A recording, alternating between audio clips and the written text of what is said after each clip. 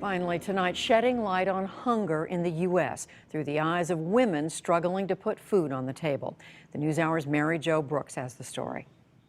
A year and a half ago, 32-year-old Robin Dickinson, a family practice physician, was living her dream. Oh, you want another one? She and her stay-at-home husband, Tim, were raising 2 young children in their small bungalow in suburban Denver. I was, a normal mom, taking my kids to the zoo, taking my kids to the museum, we went to the playground. That's our carrot scrubbing one. Then the unthinkable happened. Dickinson suffered 2 strokes that left her unable to work. I fatigue very easily. So when I get tired, after a few hours, I start getting really dizzy. And so if I'm walking down a hall, someone's walking the other way, I fall. So what did he find? She was forced to quit her job and live off savings while she recovered. Her husband continued to care for the children, and now her. And while they managed to pay the mortgage and utility bills, there was almost no money left over for food. We were down to the point where we're eating potatoes and oatmeal and rice. And one night it suddenly occurred to me, we qualify for assistance. There's a safety net there for a reason. It's for people in our situation. It's, it has nothing to do with your education. It has nothing to do with how good a person you are or how hard you work. It has everything to do with your financial situation. And our financial situation was really bad. Last April, she applied and qualified for food stamps, now known as the Supplemental Nutrition Assistance Program, or SNAP. I'll never forget that first grocery trip. I mean, my kids were so excited. Eleanor loves cucumbers, and so we got her cucumbers. So she's sitting in the cart hugging her cucumbers, and Charlie has his watermelon in his lap. All this stuff that we hadn't eaten in months. And we went to the checkout, and we're getting everything paid for, and the checker's like, what's going on? Is it somebody's birthday? What are you celebrating? And I said, we went grocery shopping. It was amazing. Hey, Charlie Bug. The experience of suddenly falling into poverty has made Dickinson want to speak out about hunger and how widespread it's become among working and middle-class people. Hi. Several months ago, she joined a project sponsored by the nonprofit group Hunger Free Colorado, which gives cameras to recipients of SNAP benefits. It's called Hunger Through My Lens and asks participants to chronicle what it's like to be hungry in America. 15 women are in the pilot project. They come from all walks of life. And their photographs have become part of a traveling exhibit seen in coffee shops, libraries, churches, and most recently the lobby of the Colorado State Capitol.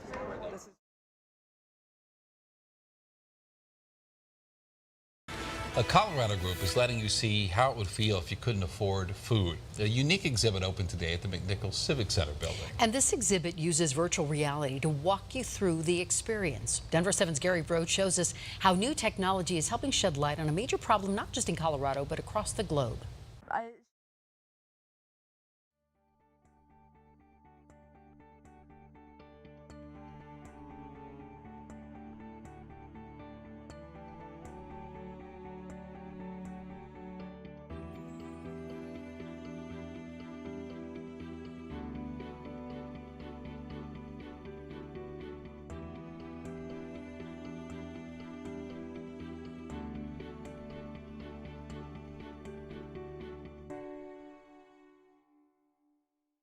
My story is, I didn't start budgeting and making good food choices until I was in an executive role again. Even working entry level in a nonprofit, I still wasn't able to make those choices because you have to have a lot of money to be able to stabilize your life in that way.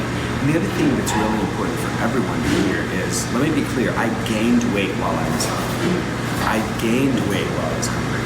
And that's because it's not about hunger in the sense of having food to put in your mouth.